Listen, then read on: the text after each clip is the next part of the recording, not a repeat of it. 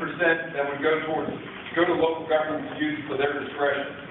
So that piece of it hasn't even been defined yet. But right now, we have a draft list that's on the table. And again, I want to just reinforce this again. There is a website that is associated with this, AtlantaRegionalRoundtable.com, and it has lots of information. It's updated daily. So please make sure you know that that's available to you as a resource. I'm going to turn to the next page real quick.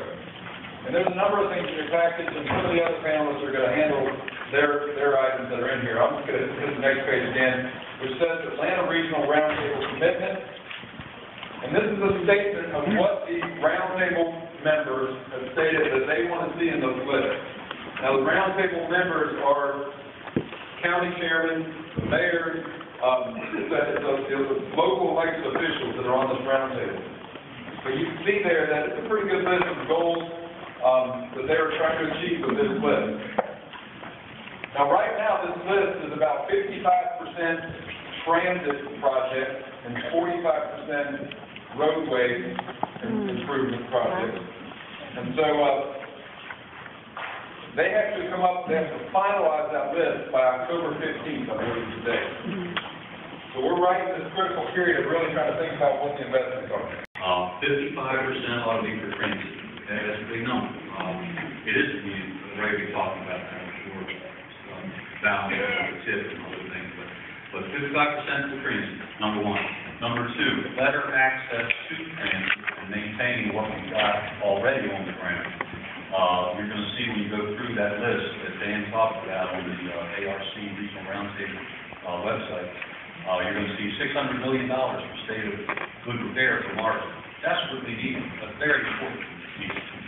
Martin is a middle-aged transit system, needs that kind of thing. We've got to maintain the core of our transit system in Atlanta.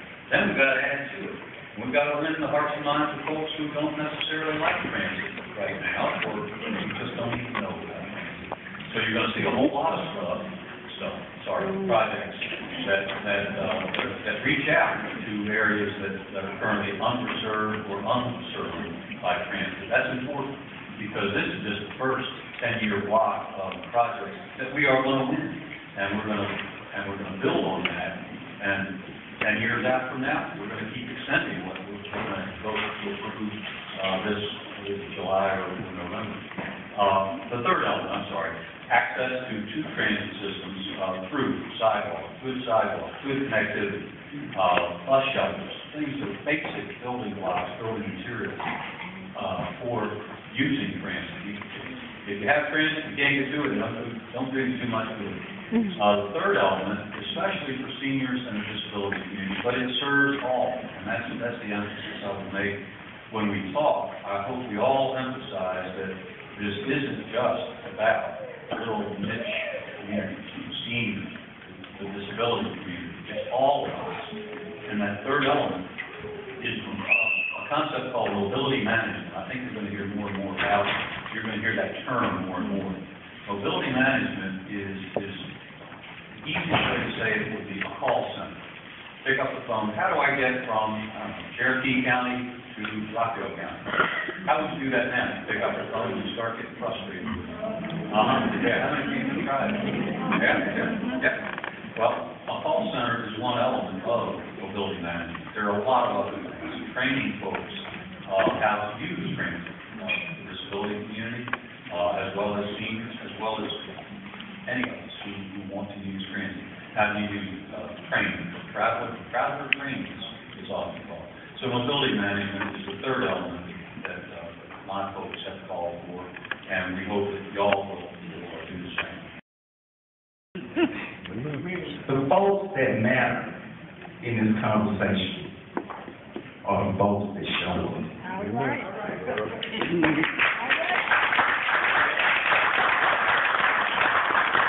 So you have to decide to show up. You also have to decide that we're going to move forward as a region and not backwards. You're going to have to decide that it's not just about transportation, but it's also about economic development. It's also about jobs. It's also about environmental stewardship.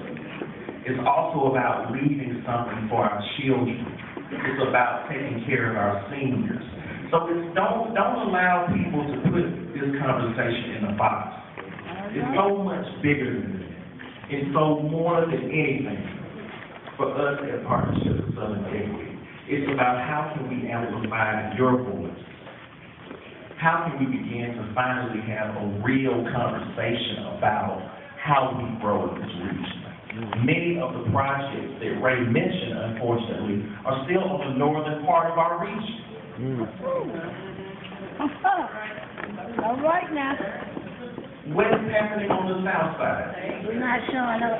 Why is it that the majority of the job centers that we have in our region are on the northern side of our region? And the only job center that we have on the southern part of our region is the airport. Why is that? So again, I asked you to show up. And I also asked you to, we have developed a partnership with Ray and the coalition, a document called Moving to Opportunity. It is available out in the meeting area outside of this space.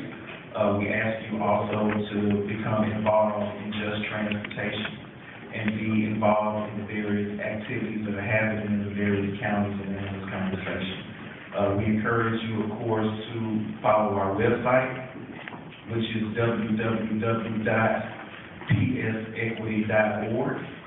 And we also ask you to also follow our Facebook page and our Twitter page. And we look forward to working with you to encourage a balanced, competitive, and sustainable reach as metropolitan area. Thank you. Where is the parity?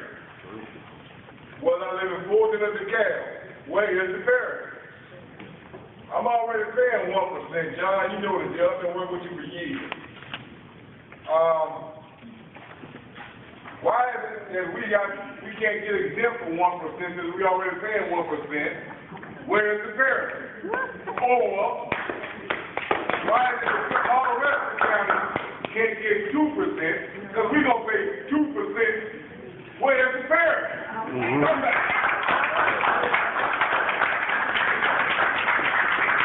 We actually have everybody to know, if you would pass it out down the thing. And I don't, anybody, go ahead. That's a very important issue, and we've been hearing a lot about it, and there's no perfect answer to it. Let me give you the best answer I can. Excuse me, the question was, Fulton?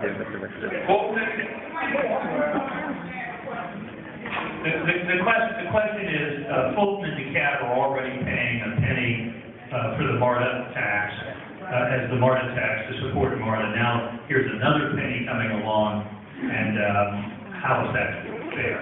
And I think that there are several answers to that question. Number one, we need to keep in mind that other counties, Cobb, Gwinnett, Henry, have passed their own version of local SPLOST, special local option sales taxes, to fund transportation and other activities, which are in effect comparable taxes at the local level to the MARTA tax in Fulton and DeKalb. Second, Fulton and DeKalb, at least large portions of Fulton and DeKalb, have gotten benefit from that 1 penny on MARTA. There's a 48-mile MARTA system, a rail system in place in those two counties alone, plus a bus system, obviously.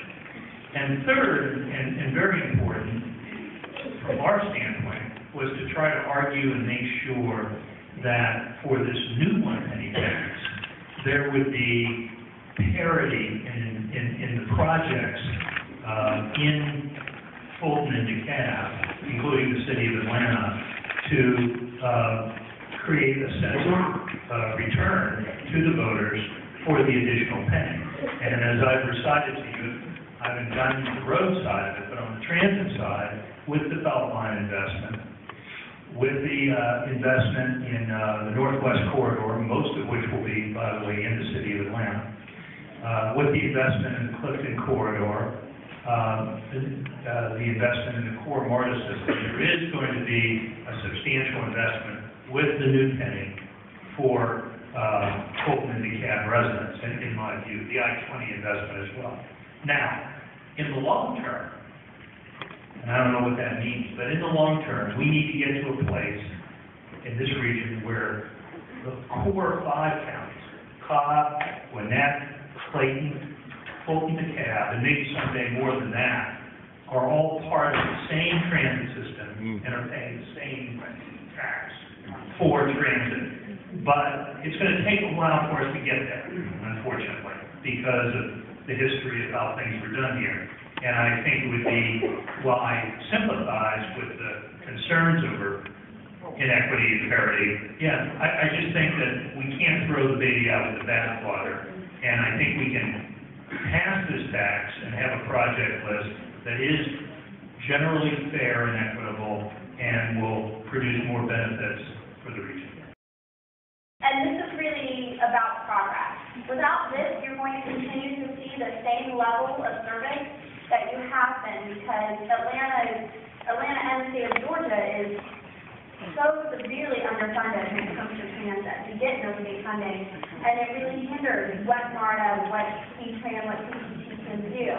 So we're going to have to take it upon ourselves rather than relying on the state that sometimes we get it, sometimes it doesn't jive with what Atlanta wants, to give this to ourselves, and that's what that's about. And as fair ways, but when the Olympics was coming, and as well, when recent special purpose sales taxes for various other purposes were levied, what do you hear from politicians, local politicians? Somebody else is going to pay. I know you all heard this with the sewer sales tax here in Atlanta and so forth. Studies that were done, as the most recent of which was leading up to the Olympics, indicated that at that time, that's been a while back, but at that time, about 40% of the sales tax in DeKalb and Fulton would be exported, which means paid by somebody else. And that means either visitors to the area or somebody from those counties that aren't paying. Now, it's not a real popular thing, and when I had staff at MARTA, I would say, one-on-one with the elected officials, try to explain this, but it's an urban myth that is not to be refuted, and it's just unchallenged, and it's evil. But I agree with Ashley and Ray, we've got to get beyond thinking, I get every penny back for what I pay in. We've got to think regionally, we've got to think where our jobs, sometimes they're outside of Atlanta and DeKalb, Fulton counties. And we've got to get to them. We've got to let their folks get to the jobs here, so that we are a region. We've got to think. let's hear it. There was a time when other counties had a chance to opt into MARTA, but they chose not to for a lot of different reasons. And we all know what those reasons were. Some of them, not all of them, but some of them. But what we have to do is move beyond that and begin to reframe this conversation and say, look, the transportation conversation is not just about mobility. It's not about just moving people around. It's also about accessibility. How do you provide opportunities for individuals to have access to jobs, to services, to resources? And unfortunately, because of history and because of the way that we've grown in our region, a lot of the resources, a lot of the jobs are not near the communities that are in the most need of those jobs and resources. So the Transportation Investment Act is also about accessibility. And what I'm saying is that if that is the case, then if we know that the majority of the jobs centers on the northern part of our region and not the southern part of our region, how can the Transportation Investment Act be leveraged in a way to get the people in these other communities to the jobs and the resources and the opportunities that are in the job centers that are not near these communities? How can we begin to work to ensure that people are employed to build these areas like rail, heavy rail, bus systems, and other roads in a way that will encourage economic opportunity? So I understand the question. I've had deep conversations with our friends in the CAB about it, but I always encourage them to look more beyond the equality conversation and more beyond this whole question about the past and really move towards the conversation about accessibility.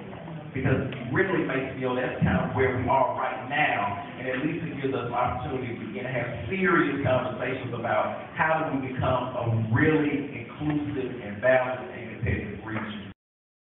One thing that we all need to really be aware of is that when the council, the Tax Reform Council interviewed corporations for their major reasons for bringing the business to its state, the three things were education, water, and guess what the third one was? Transportation. So when you look around and you think, well, it doesn't affect me, it's not coming into my neighborhood, just remember, from an economic aspect, it affects everybody in Georgia because it will increase the economic base of the state.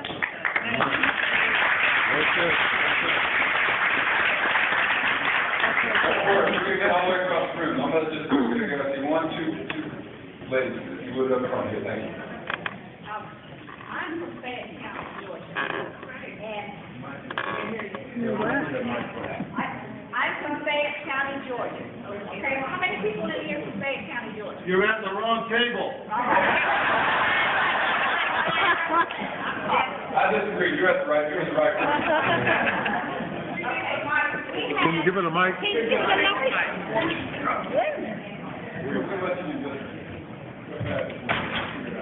By the way, you assumed Georgia already. That's in Georgia, okay? And when you talk about the additional 1% tax, I'm assuming all of Georgia is going to have to pay the 1%. Okay. We have no means of public transportation in Fayette County. And every conversation that you've had thus far, it completely excludes Fayette County. Last week, you had a transportation workshop for Fayette County. Okay? Now, resulting from that, I'm sure some of you may have been a participant in that. What was the result of it, and what is your take on any future plans for transportation in Fayette County if I'm a taxpayer and I'm paying the additional 1%? All right, now, that's a good question. Your question was transportation or transit? Transit. Okay. Anybody want to say something about Fayette County? I'm happy to do it if you don't want to. Go ahead. Fayette County is a wonderful place. It's actually, years ago it was claimed to be the most livable place in Metro Atlanta. And it's a beautiful place. But I think what we've heard, and to a good degree about transit in the past in Fayette County is that they see themselves as remaining sort of a rural community with a couple cities, and they feel like transit is unnecessary right now. That's not necessarily their words, but I think that's kind of the vision that they have for their community. And so, I think we try to accommodate folks when they say that's what they do. Let's move on to another question. Let's try to. Every jurisdiction in the region submitted a list of projects for this tax to fund. And when Fayette County submitted its list, it didn't submit transit, it didn't submit rail. So it wasn't an option because your leadership and your county just didn't opt for it. To bring down the barriers of these counties. People keep relocating to outlying counties because they want to save on taxes. And when you're talking about 1 cent that's going to be spread across everyone, I'm in support in general, but I have some specific questions. And part of my concern is that everyone still wants to keep their county boundaries, and that's part of the problem. Well, that's the biggest issue, I think, for this regional development, not just transit. And so what comes along to address that? Thank you. Well, you got a whole bunch of big issues in there. We have 159 counties in Georgia, and we're probably going to have 159 counties for a while. We don't expect a lot of change. Well, seriously, we might be adding some counties. But I think your question was about sort of, I believe you're right. Over time, over the last 2 decades, we have seen some movement out because folks, there's this theory of driving to qualify. I can find a less expensive home, maybe a little bit further out, then I have to maintain a car though, and pay for gas, and I'm sitting in my car and all that. So absolutely, that's one element of having a region that is so dependent on the automobile and folks have to manage their family budget. So I agree with this issue. I'm not just saying we're going to have a... Well, also, too, I think your question also boils down to the fundamental question of leadership. That statement. I would also add that there is money that's obviously spent on maintenance of the highway systems, roadway systems, and bridges. So, I mean, I think when we think about transportation, we absolutely need to think, about that there is maintenance and fees and things for the highways too. So I think we focus that a lot on the operating costs of transit, but there's an operating cost or maintenance cost of the highway system too. Y'all want to say anything to that, Greg? Yeah, I think I got nominated to do that. Can you hear me? Let's try to be short and please everybody. Well, just to build on what Dan said, I think that one thing we prided ourselves on with the Fair Share campaign, we're not anti-road or pro-transit. Everybody knows we need to have road investment in this region and road reinvestment. The great majority of the funding this region is going to spend in the next 10 years in this region on transportation. Even if the project list we've described passes as is, we'll still be on roads relative to transit. But, we're in football season now, so let me use this analogy. Any good football team has to be able to run the ball past the ball if they're going to win. And any good transportation system in America today, in a major metropolitan region of 7 million people, which is what Atlanta's going to be in another 25 years, has got to have transit and a good road system. So we're not arguing against roads. We're simply saying that we've underinvested in transit. We've got to play catch-up ball, and that's what every other major metropolitan area in the world is doing. We are very flexible. Obviously, you can't have a bus go down every street of every cul-de-sac in Metro Atlanta, so I promise you, there's a lot of cul-de-sacs. But transit and bus service can be flexible, and I think it can work in the suburbs. I'm going to let someone else see if they want to say anything. Ashley, Well, and to the gentleman who spoke earlier, Dallas, Houston, all of these other cities, Charlotte, our neighboring cities that are as sprawled out as we are, have been investing in transit out to the suburbs, such as commuter rail, light rail. These projects do make it more mobile, make us more mobile. As Ben was saying, Atlanta ranks 91st in the nation out of 100 cities for accessibility to jobs. That says a lot. And if we need to think about outside of, I can't get to the suburbs, I used to live in Cobb County, commute downtown every day on a bus. To change today's November legislative. Before the next legislative session, I encourage everybody in this room to speak out against the Tea Party effort to stop it from being moved, so that more of us in this room today will be there to vote on this transportation referendum. Secondly, this is where my Director of Community Education for PEDS, pedestrian drivers on safety. Dan and Ashley are actually right. People do take buses in Cobb County. I was out on Marietta Parkway in Cobb County yesterday, and there's a transit transfer station, buses coming in, and they've completely fenced it off from crossing the street to a major shopping center and a DFAC's office, with signs up saying, no pedestrians.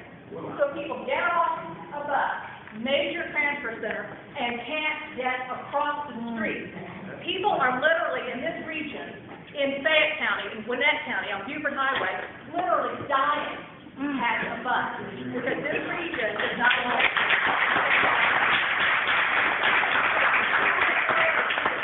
who are determining how to spend this sales tax money, whether it's the regional money or that 15% they get back locally.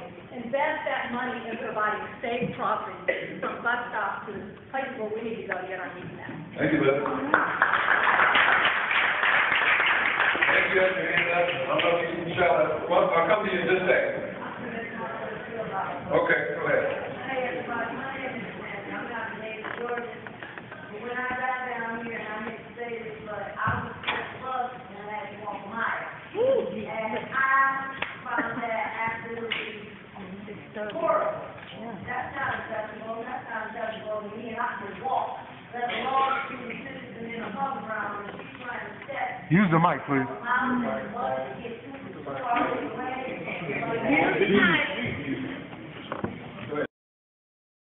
Is that each region, and there are 12 regions in the state as defined by this legislation, will be able to vote and decide on the project list and whether to pass themselves to implement those projects. So there's nothing that has to go back to the state legislature for ratification. I think your broader point, though, of the fact that the Atlanta region is perhaps not always is served as well as it can by a still somewhat rural-dominated state legislature is true and manifests itself in a lot of areas, not just transportation. Folks that can't afford to live in the city or don't want to live in the city. Our group has studied the state. There's only one line that can be built now economically and has an empty rail line, and that is East Point to Morrow, to Hampton, Georgia, to Griffin, Georgia.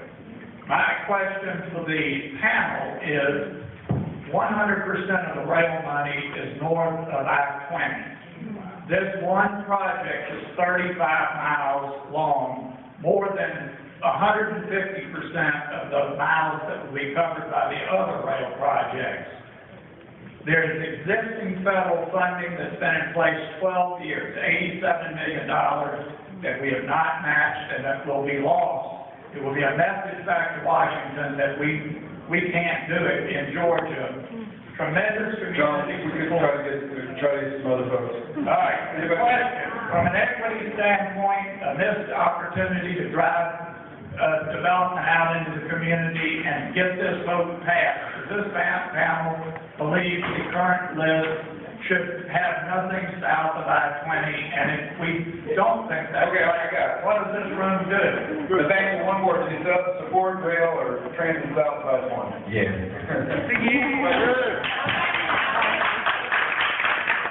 Let me just. I'm just trying to figure out the question. I know, I'm not gonna, this will be brief. Let me just amplify a little bit on this, though. I think that, the fair share project list, the fair share campaign felt that the draft project list that was developed, as I said earlier, is a good list. There was one major exception to that, and that's the project that John Iser just referred to. It's the big omission on the list. It's a $350 million project that would go through South Fulton, parts of Clayton, parts of Henry County, connect further south all the way to Macon. And if there was one major addition to the project list that would be desirable from an economic development standpoint and also at least partly address some of these equity concerns